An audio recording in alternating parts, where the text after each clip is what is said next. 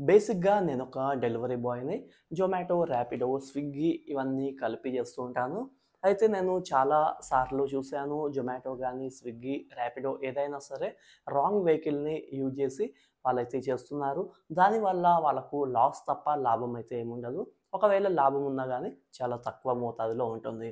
అయితే మన డెలివరీ జాబ్‌కి ఎలాంటి వెహికల్ అయితే బావుంటుంది? స్కూటీ గానీ, బైక్ గానీ ఏ సీసీ ఉండాలి? మైలేజ్ ఎంతైతే బావుంటుంది అనేది నేను మీకు ఇవాళ చెప్పడానికైతే ప్రయత్నిస్తాను. సో, అంతకన్నా ముందు ఒక చిన్న హెల్ప్. మీరు మన ఛానల్‌ని సబ్స్క్రైబ్ చేసుకొని గంటని నొక్కేసి లైక్ చేయండి. ఫస్ట్ లైక్ చేయండి. మనది కొత్త యూట్యూబ్ ఛానల్. సో, గ్రోత్ అనేది ఉండదు.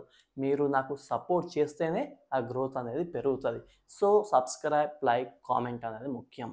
బిగిలు ఓకే. ఇంకా స్టార్ట్ చేద్దామా? ఓకే. మనం ఫస్ట్ అయితే స్కూటీస్ గురించయితే మాట్లాడుకుందాం. స్కూటీస్ అయితే మీరు ఖచ్చితంగా ఇందులో ఇన్వాల్వ్ చేయొద్దు. స్కూటీస్ అనేవి చాలా సెన్సిటివ్‌గా ఉంటాయి. సో, మనం పర్సనల్‌గా, లోకల్‌గా యూజ్ చేసుకోవడానికైతే స్కూటీస్ ఓకే. బట్ ఈ డెలివరీ జాబ్స్ గానీ, ర్యాపిడో లాంటి జాబ్స్ గానీ చేయడం వల్ల మన వెహికల్ అనేది చాలా ఎక్కువగా డ్యామేజ్ అవుతుంది. అది తొందరగా షెడ్‌కెళ్ళిపోతుంది. సో, ఫర్ ఎగ్జాంపుల్ మనం ఏది చేసినా గానీ ర్యాపిడో, స్విగ్గీ, జొమాటో ఏది చేసినా గానీ మనం డైలీ ఒక 8-10 అవర్స్ అనేది చేయాలి.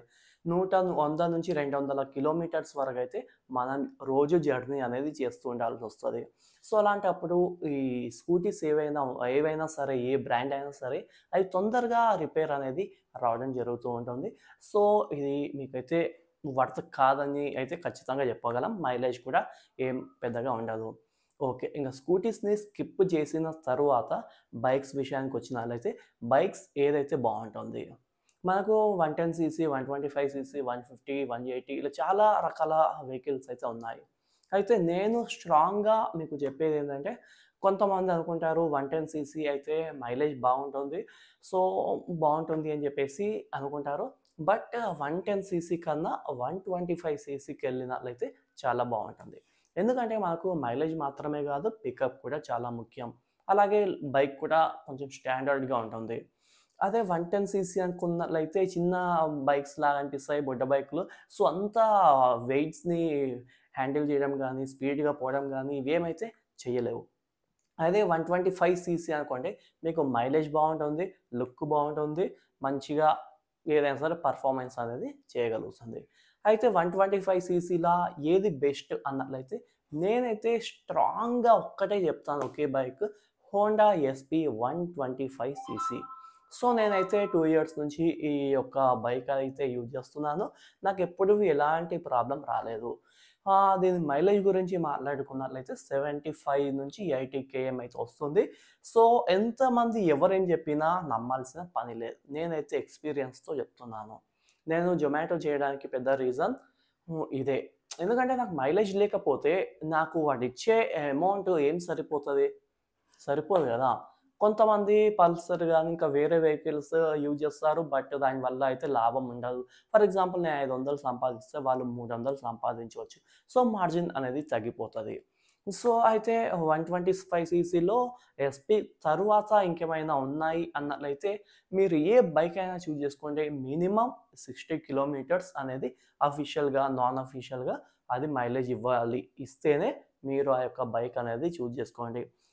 ఫర్ ఎగ్జాంపుల్ టీవీఎస్ రైడర్ అదైతే 60 మాక్సిమం ఇవ్వలేదు. నా దగ్గరైతే ఉంది. మా బ్రదర్ యూజ్ చేస్తున్నాడు. అయితే అది 50-55 అంతకు మించి అయితే ఇవ్వదు. సో, నేనైతే మీకు ప్రిఫర్ చేసేది ఎస్‌పీ 125 సీసీ. ఒకవేళ లేకపోతే గ్లామర్ గాని ఇంకా ఏదైనా తీసుకోండి. బట్ మీకు మైలేజ్ అయితే మంచిగా ఉండేలాగా చూసుకోవాలి. అప్పుడు మీకు వస్తుంది. ఇంకా నాకైతే ఒక 20% అనేది పెట్రోల్‌కైతే వెళ్ళిపోతుంది. నా ఎస్‌పీ 125 సీసీకి. సో, నేను రూ. 100 కొట్టించుకున్నట్లయితే 500 నేను ఎర్న్ చేసుకోవచ్చు. 200 అయితే రూ. 1000 ఈ విధంగా ఒక కాలిక్యులేషన్ అయితే ఉంది. సో, నేనెప్పుడైనా సరే అంతే కొట్టించుకుంటా. ఒక 200 కొట్టించుకున్నాక రూ. 1000 నాకొచ్చినంక మళ్ళీ దానికైతే ఫిల్ చేయిస్తాం. సో, ఇది నా ప్రాసెస్. ఇంకా ఇంతే మరి మీకు అర్థమైందనుకుంటాను. మీకు ఇంకేమైనా డౌట్స్ ఉన్నట్లయితే కింద కామెంట్ చేయండి. నేను తప్పకుండా మీకు ఆన్సర్ చేస్తాను. సో, ఇంకేంటి మరి మన ఛానల్‌ని అయితే సబ్స్క్రైబ్ చేసుకోండి, లైక్ చేసుకోండి, కామెంట్ చేసుకోండి. ఏదో ఒకటి కామెంట్ అయితే చెయ్యండి. సబ్స్క్రైబ్ ముఖ్యం.